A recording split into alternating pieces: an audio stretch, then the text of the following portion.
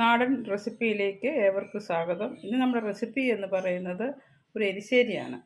എരിശ്ശേരിക്ക് വൻപയറാണ് കുതിർത്തിട്ടിരിക്കുന്നത്. പിന്നെ മത്തനും എടുത്തിട്ടുണ്ട്. മത്തനൊന്ന് അരിഞ്ഞുകൊണ്ട് വരണം, പയറൊന്ന് സെപ്പറേറ്റ് വേവിച്ചെടുക്കണം. അപ്പോൾ ഇതെല്ലാം ഒന്ന് നമുക്ക് റെഡിയാക്കി എടുത്തുകൊണ്ട് വരാം. നിങ്ങൾ വീഡിയോ സ്കിപ്പ് ചെയ്യാതെ മുഴുവനായിട്ട് കാണാൻ ശ്രമിക്കുക.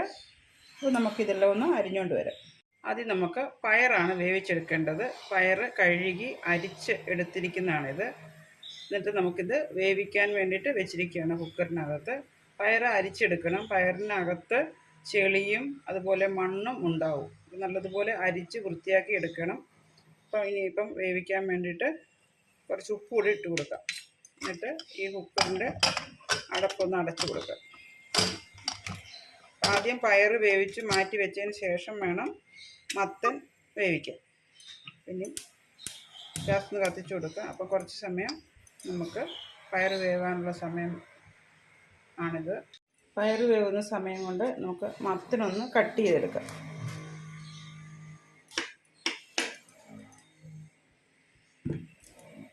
നല്ല മൂത്ത മത്തനാണ് നമുക്ക് ഇട്ടിരിക്കുന്നത്. ഇത് ചെറിയ ചെറിയ പീസുകളായിട്ട് വേണം മുറിച്ചെടുക്കാനായിട്ട്. ഇച്ചിരി കട്ടിയുള്ള ഒരു ഫ്രൂട്ടാണിത്, അല്ലെങ്കിൽ ഒരു പച്ചക്കറിയാണിത്. നമ്മൾ വെച്ചാൽ നല്ല ടേസ്റ്റുമാണ്. ഇതേപോലെ ഇതിൻ്റെ തൊലിയെല്ലാം കട്ട് ചെയ്ത് കളയണം.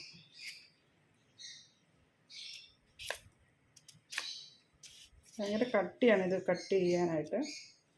ചിലർ ഇതിൻ്റെ തൊലി കളയാറില്ല, പക്ഷേ നമ്മൾ ഇതിൻ്റെ തൊലി കളഞ്ഞാണ് എടുക്കുന്നത്. ഇത് കട്ട് ചെയ്യുമ്പം ഇച്ചിരി വലുപ്പത്തിൽ വേണം അരിഞ്ഞെടുക്കാനായിട്ട്. ജസ്റ്റ് ഒന്ന് നിങ്ങളെ കാണിച്ചു തരാം എങ്ങനെ അരിയുന്നതാണ്. ഇതേപോലെ ഇത്രയും വലുപ്പത്തിൽ വേണം കഷ്ണങ്ങൾ അരിഞ്ഞെടുക്കാനായിട്ട്. അപ്പോൾ ഇതെല്ലാം മുഴുവനായിട്ടൊന്ന് കട്ട് ചെയ്തുകൊണ്ട് വരാം. ഇവിടെ നമ്മുടെ കഷ്ണങ്ങളെല്ലാം അരിഞ്ഞ് റെഡിയാക്കി എടുത്തിരിക്കുകയാണ്. ഇനിയിപ്പോൾ ഇതൊന്ന് കഴുകിയിട്ട് വേണം വേവിക്കാനായിട്ട് ഇട്ട് കൊടുക്കാനായിട്ട്. അപ്പോൾ ഇതേപോലെ വേണം മുറിച്ചെടുക്കാനായിട്ട്, കനത്തിൽ വേണം മുറിച്ചെടുക്കാനായിട്ട്. ഇനി നമുക്കിതൊന്ന് കഴുകാം. ഒരു പ്രാവശ്യം കഴുകിയാണ്, പിന്നെ നമ്മൾ ഒരു പ്രാവശ്യം കൂടെ കഴുകി വൃത്തിയാക്കി എടുക്കണം. ഇതിനകത്തൊന്നും ഒരു വിഷാംശവും ഇല്ലാത്ത ഒരു പച്ചക്കറിയും കൂടിയാണ്. ഇത് നമുക്കൊന്നുകൂടെ കഴുകി വൃത്തിയാക്കി എടുത്തിട്ട് പാനിലേക്ക് ഇട്ട് കൊടുക്കാം.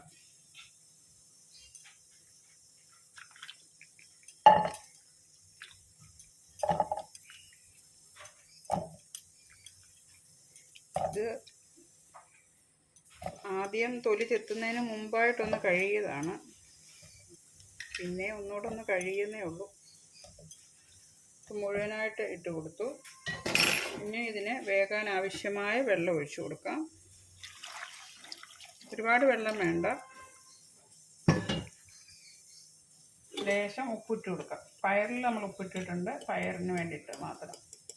അപ്പം ഇതിനും കുറച്ച് നമുക്ക് ഉപ്പിട്ട് കൊടുക്കാം. ഇനി ഇട്ട് കൊടുക്കുന്നത് 2-3 ചെറിയ പച്ചമുളക്. അതിവിടെ ഉള്ളതായതുകൊണ്ടാണ്. എരിവ് ചെറുതാണെങ്കിലും എരിവ് കൂടുതലാണ് ഇതിന്. ചെറിയ ഒരു 2-3 പച്ചമുളക് ഇട്ട് കൊടുക്കാം. ഗ്യാസ് കത്തിച്ച് കൊടുക്കാം. അപ്പം ഇതെല്ലാം കൂടി ഒന്ന് വേകണം. അപ്പം നമുക്കിത് മൂടി വെച്ചേക്കാം. മൂടി വെച്ച് വെന്തതിന് ശേഷം ബാക്കിയുള്ള ചേരുവകൾ എന്തൊക്കെയാണെന്ന് കാണാം. റെഡിയാക്കാൻ വേണ്ടിയിട്ട് നമ്മളൊരു ജാറ് വെച്ചിട്ടുണ്ട്. അതിലേക്ക് തേങ്ങ ഇട്ട് കൊടുക്കാം. ചെറിയ തേങ്ങയാണ് ഇട്ട് കൊടുക്കുന്നത്. ഇട്ട് കൊടുക്കുന്നത് ചുമന്നുള്ളി, വെളുത്തുള്ളി, വേപ്പില. പിന്നെ ഇട്ട് കൊടുക്കുന്നത് ജീരകം. പിന്നെ ഒരു കുറച്ച് കുരുമുളക്. ഇത്രയാണ് ഇട്ട് കൊടുത്തിരിക്കുന്നത്. ഇതെല്ലാം കൂടി നമുക്കൊന്ന് അരച്ചുകൊണ്ട് വരാം. പയർ വേവിക്കാൻ വെച്ചത് വെന്തോന്ന് നോക്കാം. കുറേ സമയമായി ഇത് ടെസ്റ്റ് ചെയ്യാൻ വെച്ചിരിക്കുന്ന. പയറെല്ലാം നല്ലതുപോലെ വെന്ത് വന്നിട്ടുണ്ട്. നല്ലതുപോലെ വെന്തിട്ടുണ്ട്. അധികം വെള്ളവും ഇല്ല. ഇനി നമുക്ക് മത്തങ്ങ വെന്തോന്ന് നോക്കാം. മത്തങ്ങയെല്ലാം നല്ലതുപോലെ വെന്ത് വന്നിട്ടുണ്ട്. ഇനി നമുക്ക് ഇതിലേക്ക് ചെയ്യാൻ പോകുന്നത് ഈ പയർ വേവിച്ചതിട്ട് കൊടുക്കാം. മത്തങ്ങയിലേക്ക് പയർ വേവിച്ചിട്ട് കൊടുക്കാം. ഇനിയിപ്പം ഇതിലേക്ക് അരപ്പൂടെ ചേർത്ത് കൊടുക്കാം. വെള്ളം ഒന്ന് വറ്റി വരണം. അപ്പോൾ ഇതൊന്ന് വറ്റാൻ വേണ്ടിയിട്ട് നമുക്ക് കുറച്ച് സമയം കൂടെ വയ്ക്കാം. മത്തൻ്റെയും വെള്ളം ഒന്ന് വറ്റി വരുമ്പോഴത്തേക്ക് നമുക്ക് വറവ് ഇടാം. കടുക് വറക്കുന്നത് എങ്ങനെയാണെന്ന് നോക്കാം. പാൻ ചൂടായി കിടക്കുകയാണ്. അതിലേക്ക് കടുക് ഇട്ട് കൊടുക്കാം.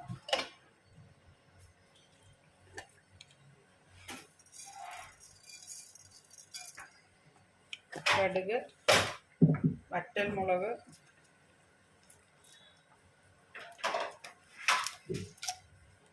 രണ്ട് മൂന്ന് വറ്റൽമുളകാണ് എടുത്തിരിക്കുന്നത്. അത് ഇട്ട് കൊടുക്കാം.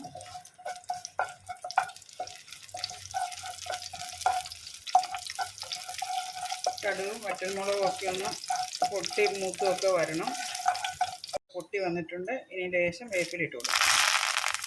കടുക് പൊട്ടിയതിന് ശേഷമേ വേപ്പിലിട്ട് കൊടുക്കാവുള്ളൂ.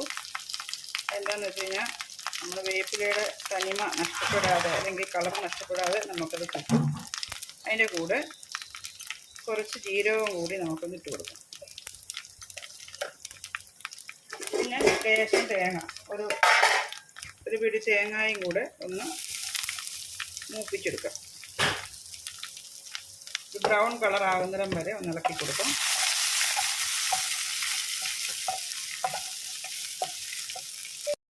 ഇവിടെ ശരിയായിട്ടുണ്ട്. തേങ്ങ എല്ലാം നല്ലതുപോലെ ബ്രൗൺ കളറായിട്ടുണ്ട്. ഇതാണ് ഇതിൻ്റെ പരുവം. ഇത്രയും കറക്റ്റായിട്ട് ഇവിടെ ഇത് മൂത്ത് വന്നിട്ടുണ്ട്. അപ്പം നമുക്ക് ഗ്യാസ് ഓഫ് ചെയ്യാം.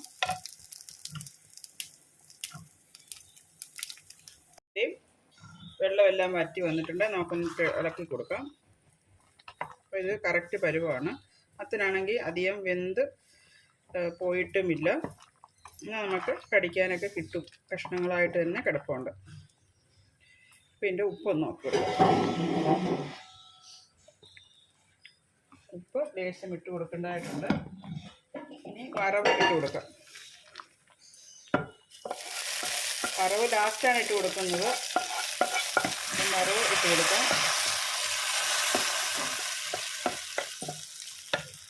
ഇനി നമ്മൾ അരച്ച് വെച്ചിരിക്കുന്ന അരപ്പൂടി ചേർത്ത് കൊടുക്കാം.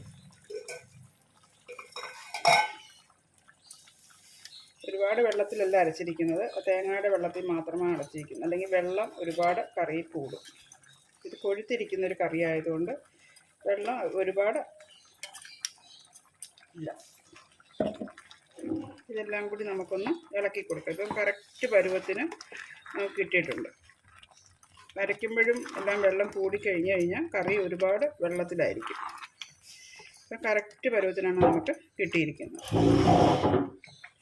അപ്പം നമ്മുടെ എരിശ്ശേരി ഇവിടെ റെഡിയായി കഴിഞ്ഞിരിക്കുന്നു. ഇനി നമുക്കിതിൻ്റെ ഉപ്പ് നോക്കാം.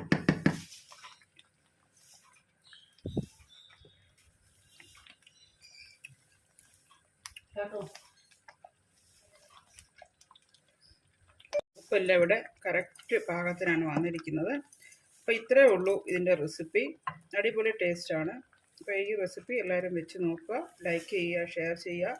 അടുത്തൊരു നല്ല വീഡിയോയുമായിട്ട് എത്രയും വേഗം എത്തുന്നതായിരിക്കും. Thank you.